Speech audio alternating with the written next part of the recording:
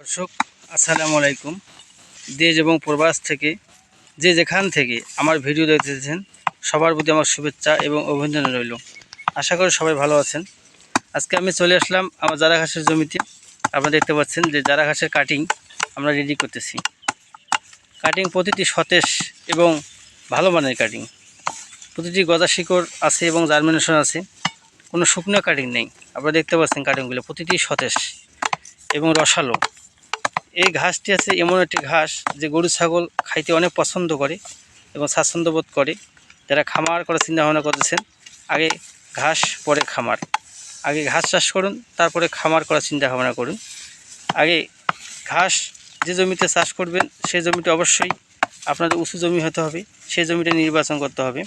যারা ঘাসের জমি হচ্ছে উঁচু জমি লাগবে, ওই জমিতে আপনার জারা ঘাস খুব ভালো ফলনশীল হয়। জারা ঘাসের প্রোটিন 18 থেকে 20%। ঘাসটি যে জহিসা যে 3 থেকে আমদানি করছিল সেই ঘাসটি আমি রোপণ করছি। এই ঘাসটি অনেকদিন যাবত কাটিং আমি বিক্রি করে আসতেছি। কাটিং প্রতিটি জেলায়, এমন কোনো জেলা নাই যে আমি জারা ঘাসের কাটিং দিয়ে থাকি নাই। প্রতিটি জেলাতে আমার কাটিং দেওয়া আছে, প্রতিটি উপজেলা শাখাতেও আমার কাটিং দেওয়া আছে। আপনারা দেখতে পাচ্ছেন। যদি কোনো খামারি ভাইয়ের কাটিংয়ের প্রয়োজন হয় তাহলে আমার স্ক্রিনে নাম্বার দেওয়া থাকবে এবং ডিসক্রিপশনে নাম্বার দেওয়া থাকবে।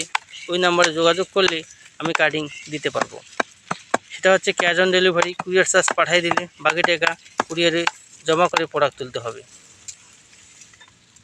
যদি কাটিং লাগে তাহলে নিতে পারেন।